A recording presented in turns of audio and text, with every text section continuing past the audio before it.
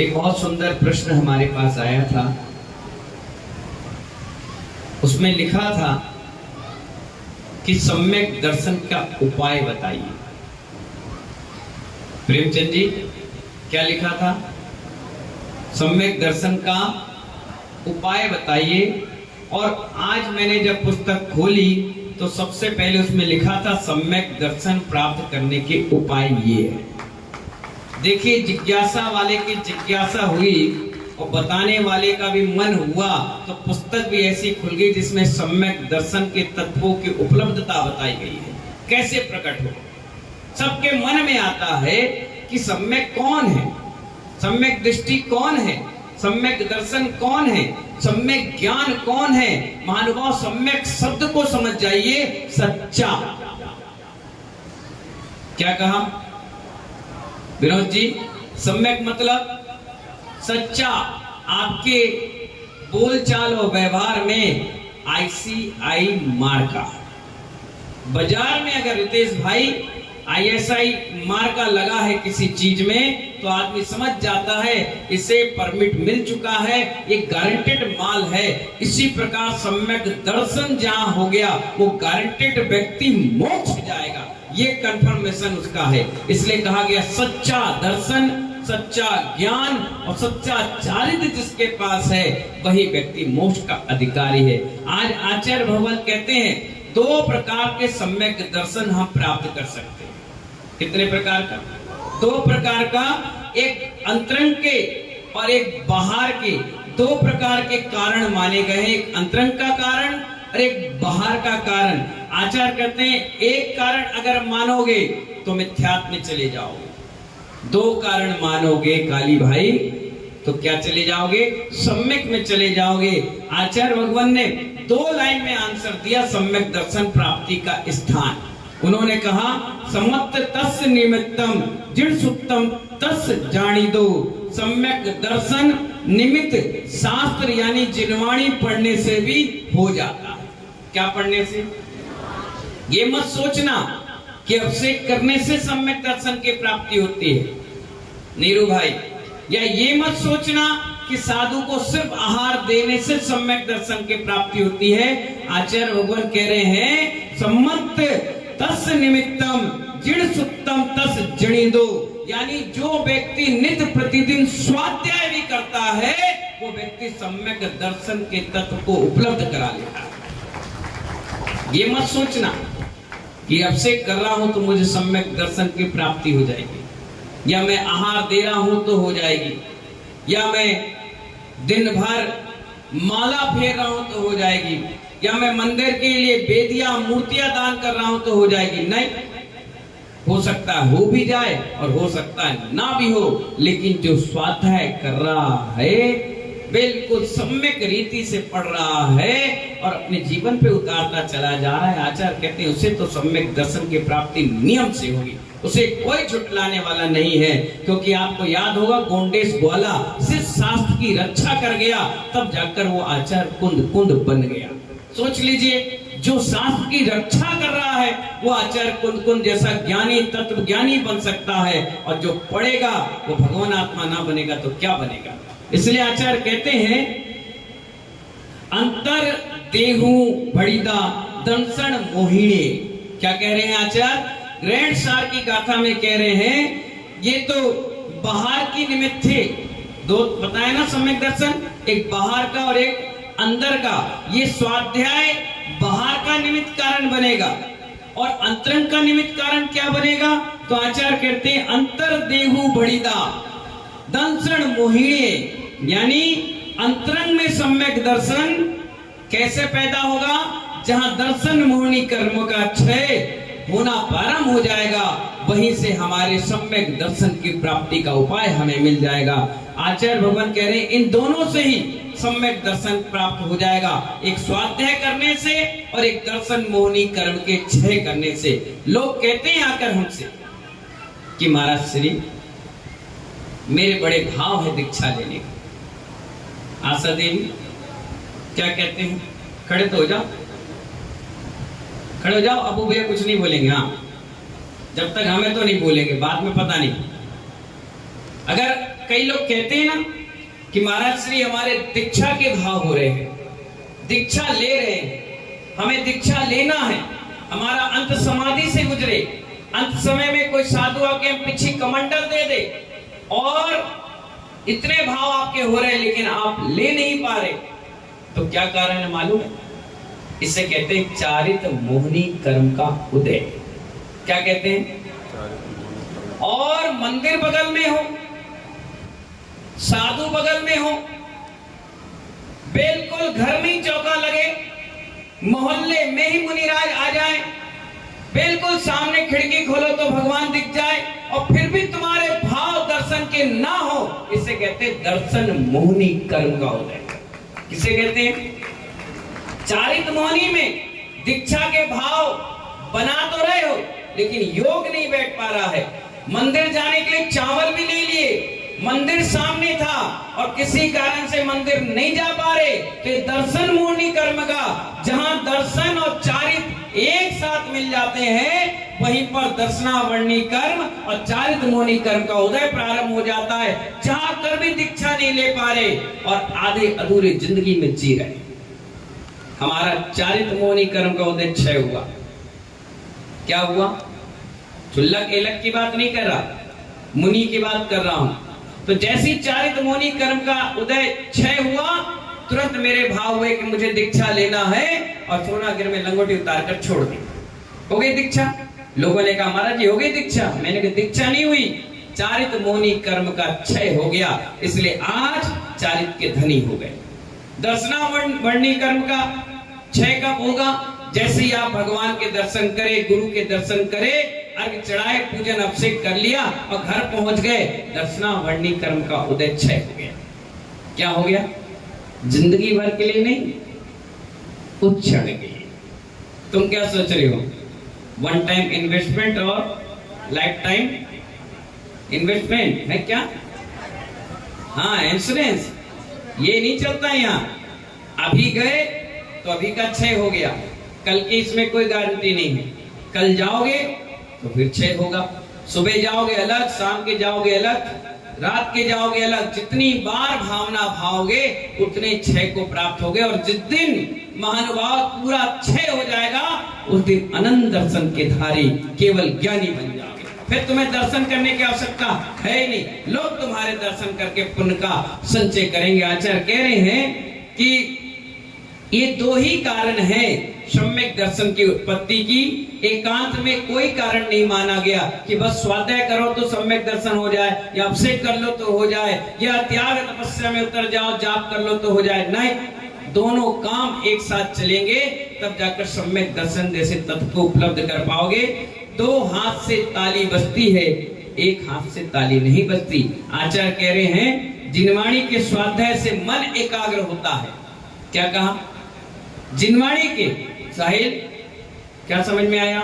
जिनवाणी के स्वाध्याय से महानुभाव मन एकाग्र होता है और मन में शुद्ध विचार आते हैं, शुद्ध उपयोगी मन हो जाता है और शुभ उपयोग के साथ साथ जो मन हमारा है तभी तो सम्यक दर्शन की प्राप्ति होती है। अशुद्ध मन में महानुभाव द्रव्य चढ़ाओगे तो चढ़ाने का मन नहीं करेगा। कभी कभी भूख ना लगे, रानू तुम्हें भूख ना लगे और सामने वाला 2 रोटी ला करके, पूड़ी ला करके, कचौड़ी ला करके, गुलाब जामुन ला करके, 56 भोग भी लग गए और तुम्हें भूख नहीं है तो तुम क्या करोगे?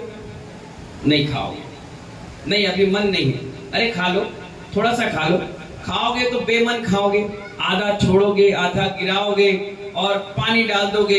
एक बार एक लड़के को मैं अपने साथ भोजन के लिए ले गया। कहाँ ले गया? चौके में, ब्रह्मचारी था।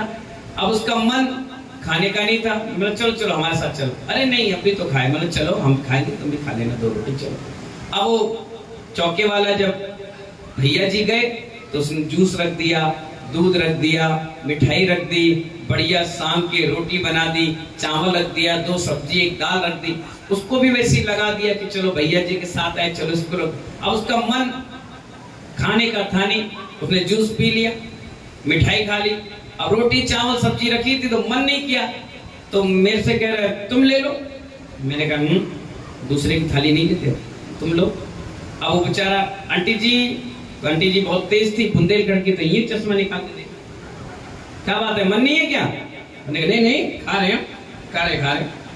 फिर बैठ गए। अब 5 मिनट के बाद उन्होंने रोटी हमें दी, क्या हो गया, खाओ ना। हाँ,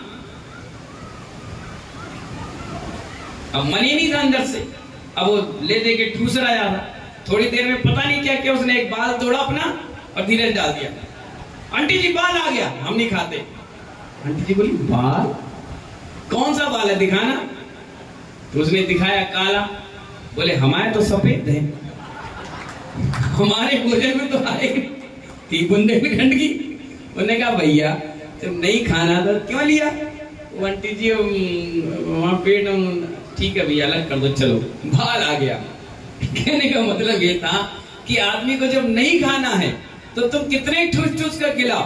बच्चों को जब दूध पिलाते हो तो 2-4 जड़ना पड़ता है, कि नाक बंद किया और डाल दिया, अब क्या उल्टी भी कर देता है, कई बार बमन भी कर देता है, कई बार नहीं भी खाना, फैल जाता है। तो जब तक आपका मन नहीं करेगा महानुभाव, आप खा नहीं सकते।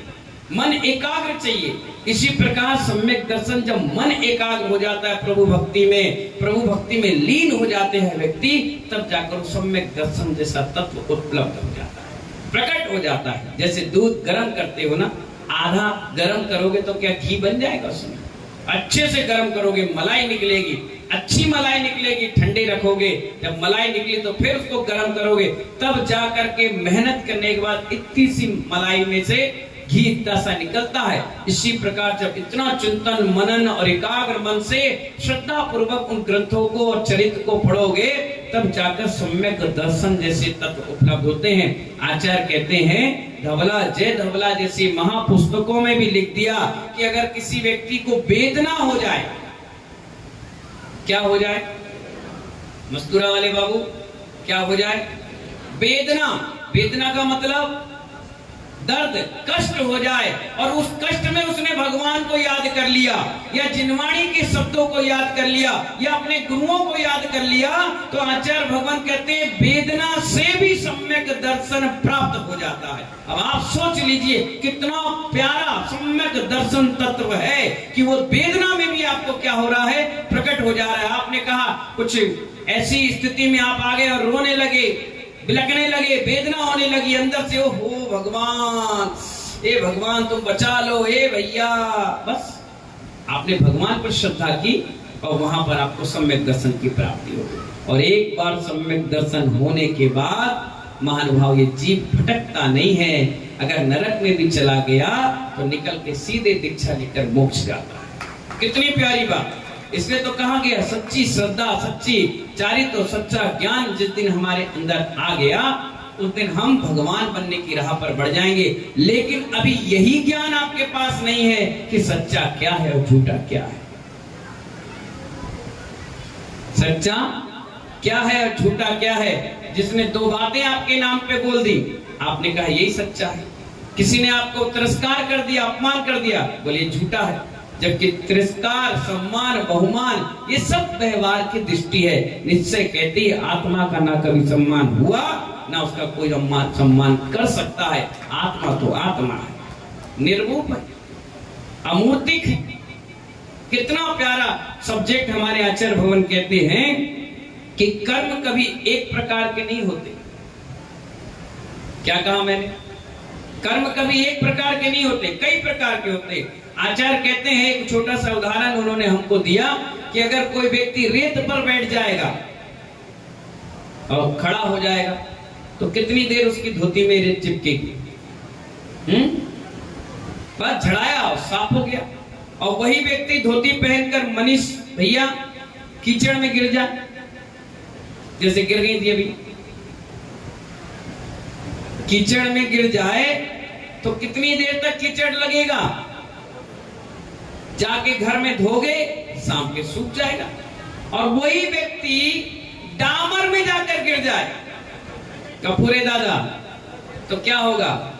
धोती फट जाएगी, डामर नहीं निकलेगा। ऐसे ये कर्म है महानुभाव। कुछ कर्म ऐसे हैं जो धोती धड़ाई और कर्म झड़ गए।